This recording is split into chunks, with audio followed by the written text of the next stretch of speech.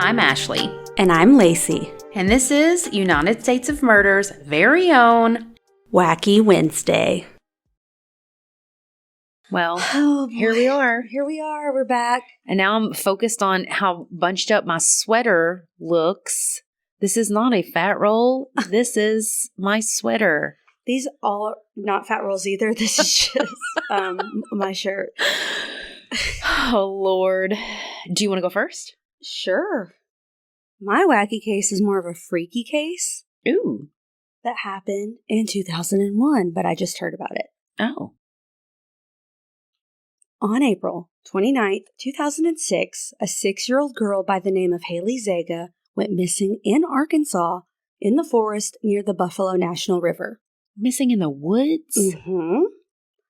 According to Arkansas Online, she was there hiking with her grandparents. But you know how kids are. She got tired. Uh-huh.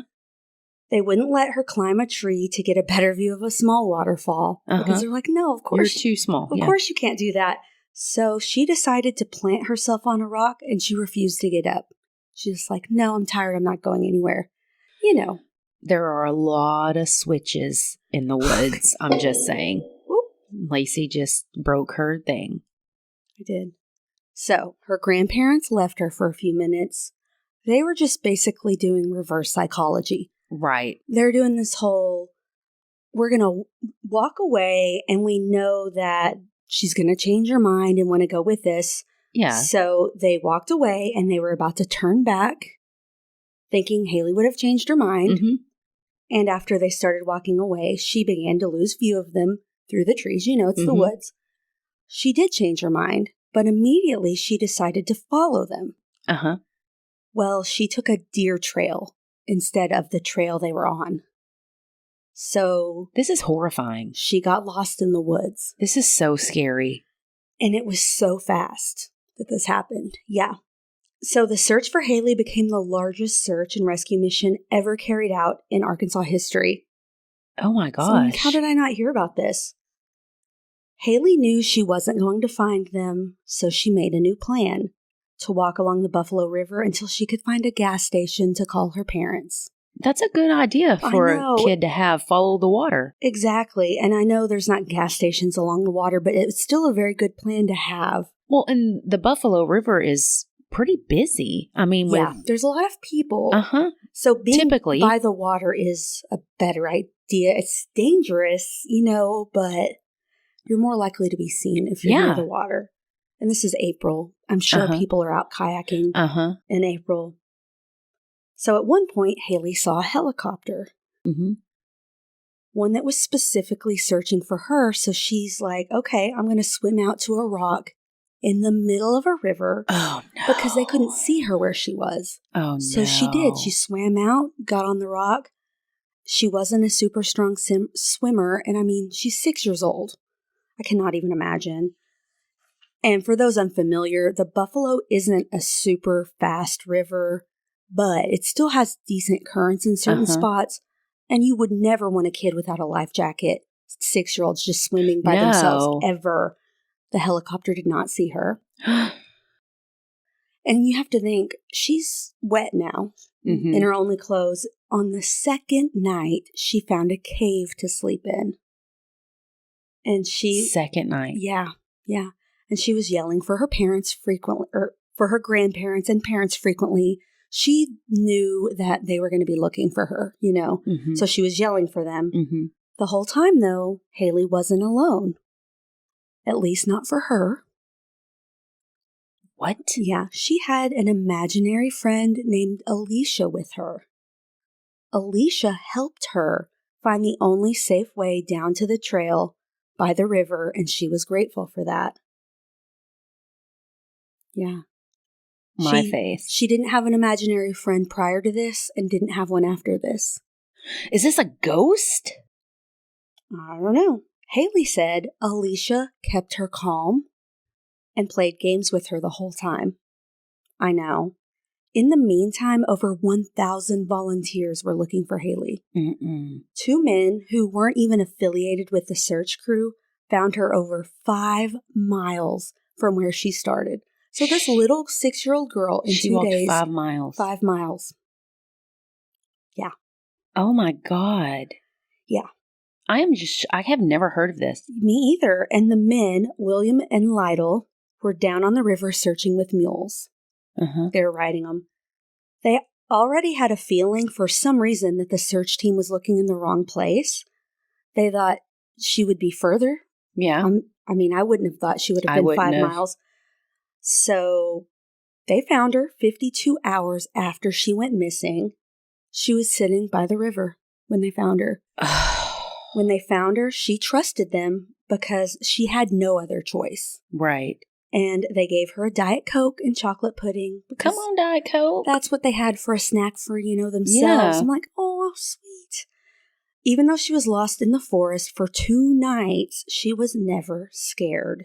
Even today, she still loves hiking and being on the river. She said, quote, "My parents always told me that anything I set my mind to, I could do. And I didn't see myself getting out of the forest once I was lost as any different. It was a problem I got myself into, and therefore I thought I could and should be able to solve it on my own.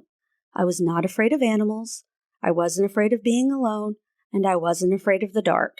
I had no concept of the amount of danger I was truly in, and I believe that if I was lost at my age now, I would be more fearful than I was at age 6. I would be terrified. Yeah.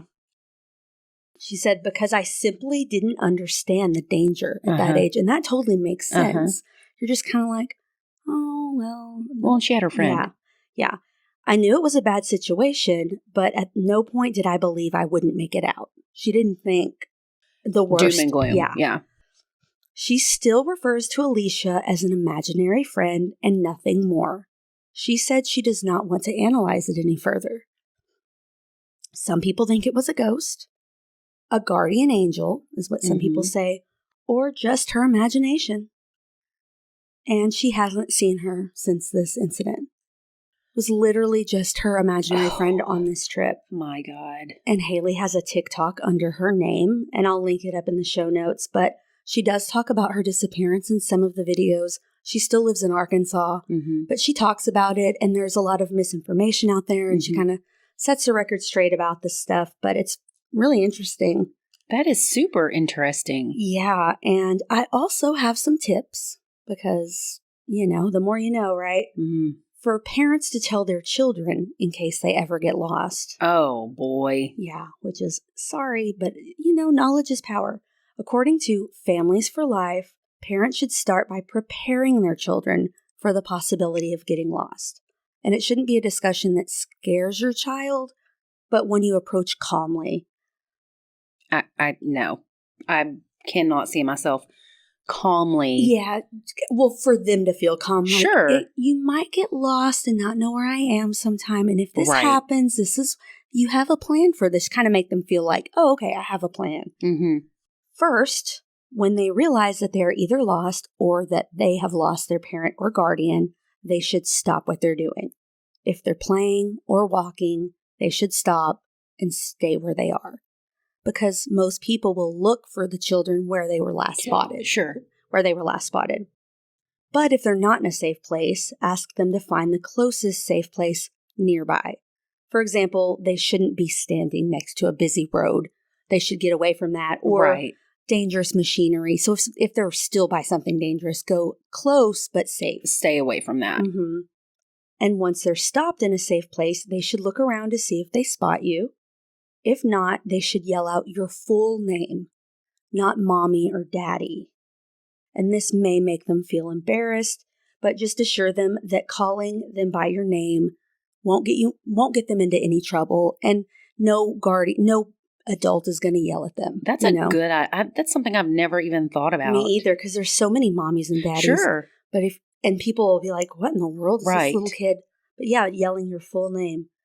Also, if a predator is nearby, like a child predator, they may avoid the child if they're shouting and attracting attention.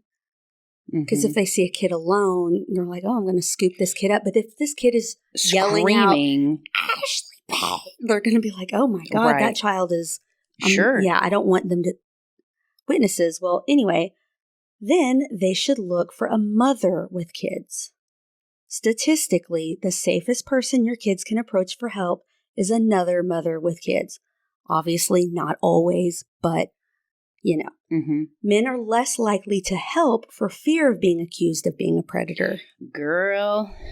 And older kids may be able to approach service staff or other designated help personnel. Well, that was one of the things that I had talked about before is find someone with a name tag.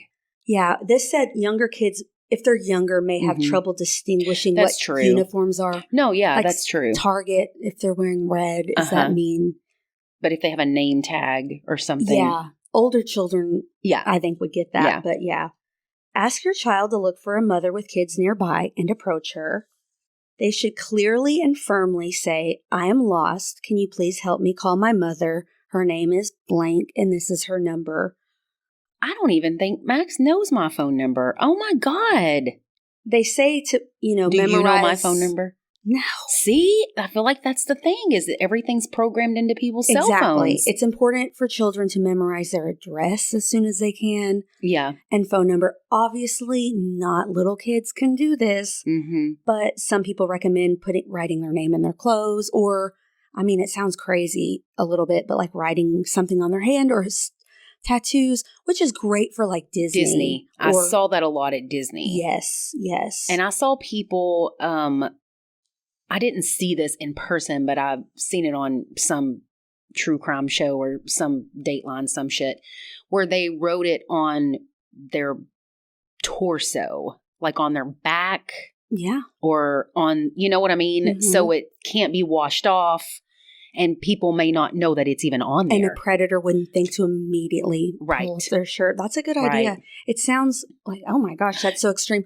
But if your extreme. Kid goes missing, you wish you you're did something. You're going to be like, I'm so glad I did all that, even though it seemed ridiculous.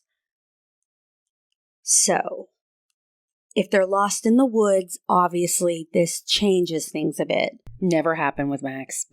We're not woodsy You're people. Not in the woods. So they should still stay where they are. Some people tell them to hug a tree, like to stay in place, which some kids might take this literally and hug it forever. I would just say, stay where you are. Find a nice place to sit as close as you can and sit down. And another thing we do is tell children to never talk to strangers.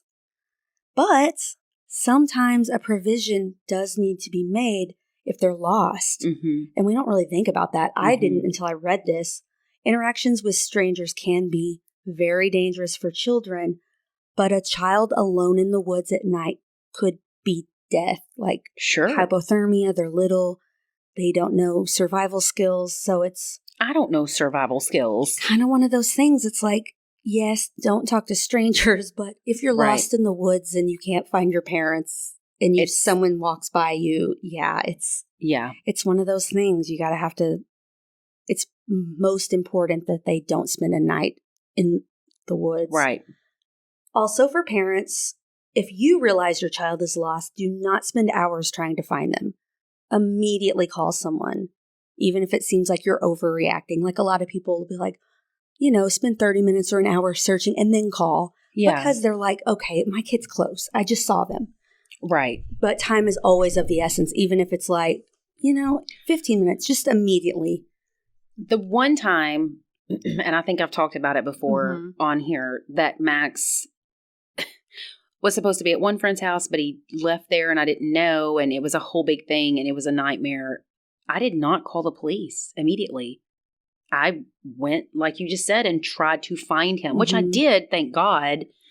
But I could have possibly wasted precious time. It seems ridiculous, and I get it. I wouldn't want to be like, I'm calling the police. It never even honestly crossed my mind. Yeah, it's because even if your kid's lost in the woods, you're not thinking police because you have to call them. And they have to explain where you're at. Explain where they're at. But you can always, if you find them 5 minutes later, call back and say, I found my kid. Right.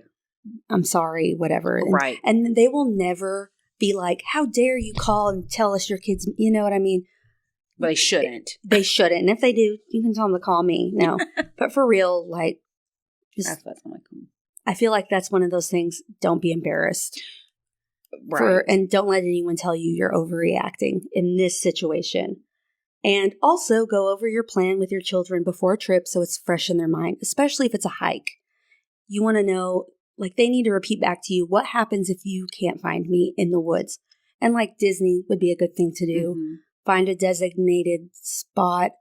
Again, some little kids might not be able to figure that out. But if they're really young, just say, stay exactly where you are because I will come to you. Don't find me is the most important thing. When I feel like in places like Disney or bigger amusement park or whatever, that an employee would probably take them somewhere. You know what I mean? Mm-hmm. That's true. Which is horrifying if you try to go back and find. Yeah. Oh my gosh. Yeah. I can't think about this too much. I'm going to Branson tomorrow. I'm sorry. Well, I'll be back by the time this airs, but.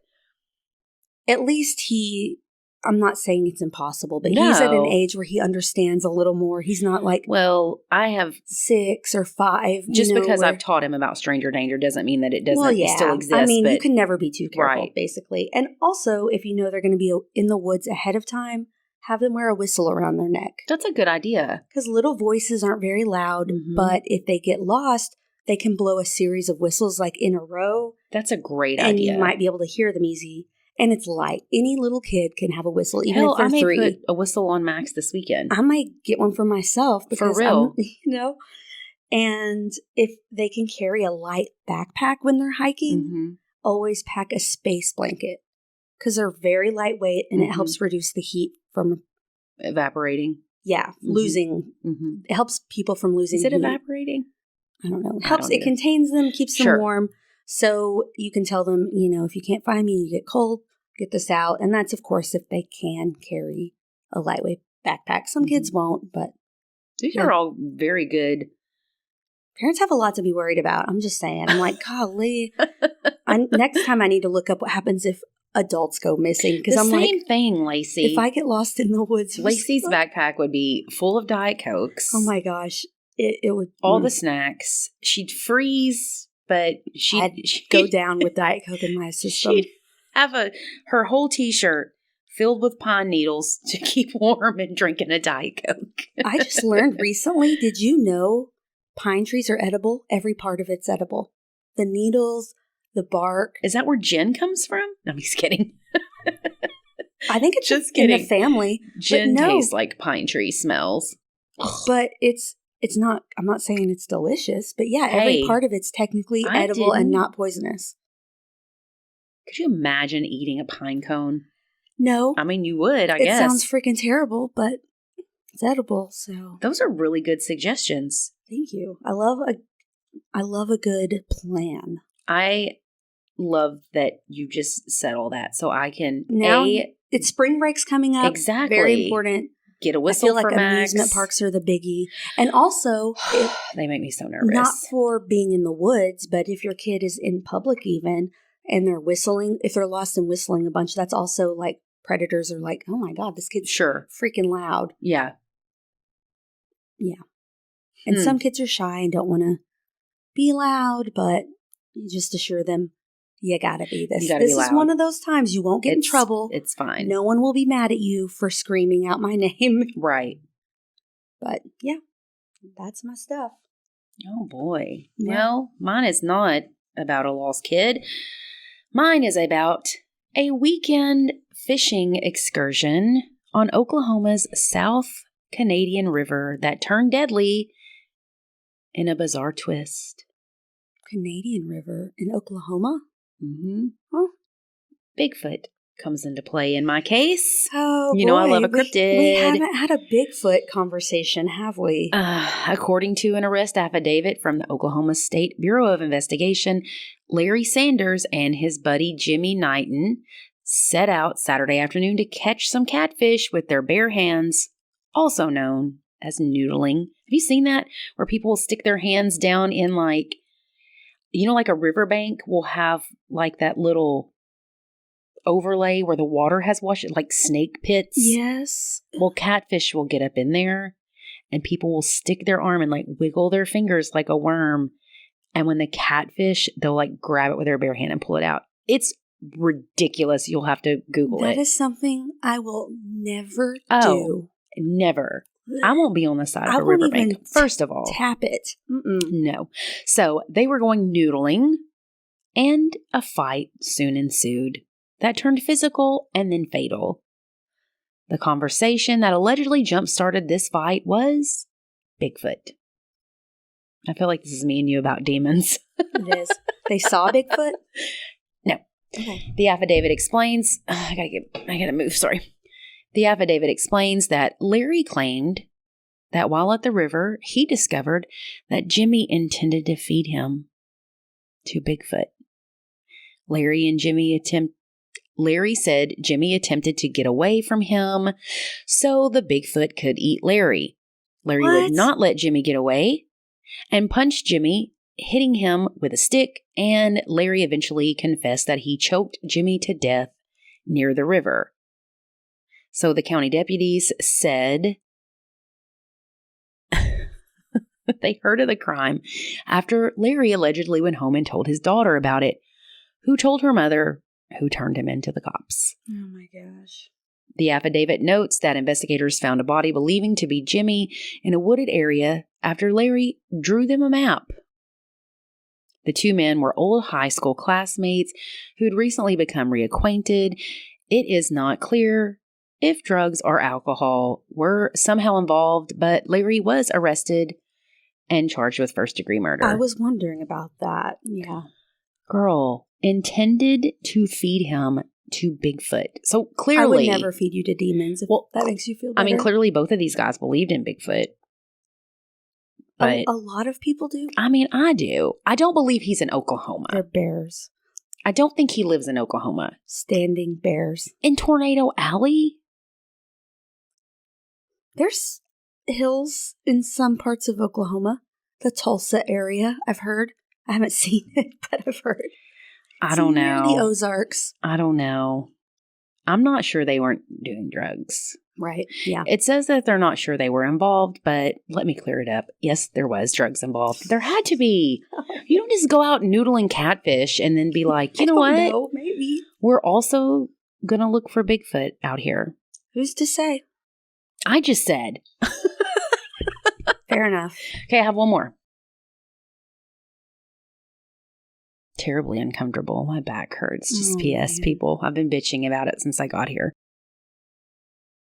The 16 statues a group of thieves made off with last week in India ended up being less of a haul and more of a curse, according to the alleged criminals. The AFP reports the idols have been carried off from a centuries-old Hindu temple in, what's this word? You mispronounce it. Uttar Pradesh? Uttar Pradesh? Uttar Pradesh? Sure. That honored Lord... Farquhar? Nope. Close. Balaji? Sure. Lacey's got all the answers. Just confidently So wrong. this is an incarceration of the god Vishnu. So on Monday night, reportedly within 6 days of the theft, all but 2 statues had been returned, dropped off near the home of the temple's chief priest, along with a note that said, "We have not been able to sleep, eat, or live peacefully since we took these statues. Oh my gosh. We are fed up with the scary dreams and demons and are returning your valuables." Oh my God. There was a note that also asked for forgiveness. The idols were made variously of silver, brass, copper, and one of, don't know this word either, we should have looked this shit up before we started. Ashtadhatu. That is not right, but it sounds good. Which is traditionally composed of 8 metals, including gold. So they were trying to steal this shit to have all this money. And then they brought it home, and it did not go as planned. So. For shame. I can't imagine, thinking I was about to get rich quick, and then nightmares and weird shit starts happening. Nope. In my mind, this is Drag Me to Hell. Oh, yeah. When all the weird, bad stuff starts happening. That's a good one. Did you saw that movie? It's been a minute. It has the Scream King, Justin Long, in it. We love him. And all that weird, bad shit starts happening. No thanks. Mm-hmm. Nope. Yes, sirree. So those are my two wackies. Anything from you? Have you watched anything? Not really. No.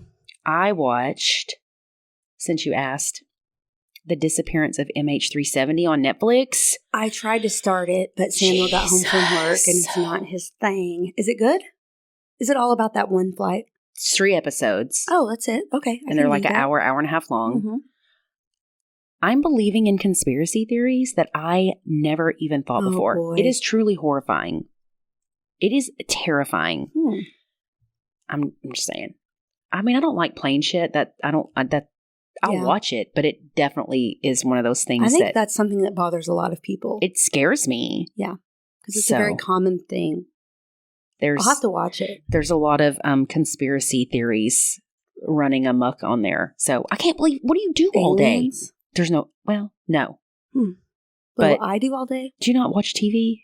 Mm-mm. Girl, you gotta be a couch potato. What are you doing with your life? Working? I'm up here and then dog crap and then, cleaning. Yeah, no, I don't. I don't really watch much TV right now and I hate it. Well, I watched that. I need a TV up here. You do need a TV up here. I also went and watched Scream 6. Was it good? No. Unpopular opinion, I did not love it. Really? 5 was better. Oh. I choose my choice. Hot take. Oh my gosh. Choose my choice. Full. Does that mean it stopped? Sorry, guys. Yeah, it lost us. Well, guess what? Good, because my sweater makes me look fat. No, it doesn't. But I did watch it, and I could use some more deaths. I'm sorry. I know that sounds terrible, but I needed more slasher and less storyline. Okay. You know, like... I haven't seen it yet, so I don't know. I know because I invited you and you said no. But to be fair, it was like 20 minutes before the movie started. I'm like, I'm here, I got my tickets, come on. And I'm like, I could hack in a theater and make everyone mad or not. Right. No, it just 5 starts out immediately with the slasher. Uh-huh. Yeah, you're right. This did not. There was a long... That's a bummer. Yeah. I mean, go see it. It's worth it. I'd watch it again. I'll see it for sure. But I might wait, though, until it comes out. That's all I got. I watched those 2 things. I got nothing. Crazy stories. I'm just in shock that I've never heard of your case before. I hadn't either. She's on Instagram and TikTok and all the things. How'd you find it? It was an ad for the Creepy podcast about her story. And I normally don't listen to ads, but the Arkansas thing piqued my interest. And I immediately Googled her name. Of course, the podcast is all about the ghosts and blah, blah, blah. Sure. But, yeah. Interesting. Mm-hmm. Well. That's it. Join us next week for more tales of wacky crimes and criminals to help you get through your week. Bye. Bye.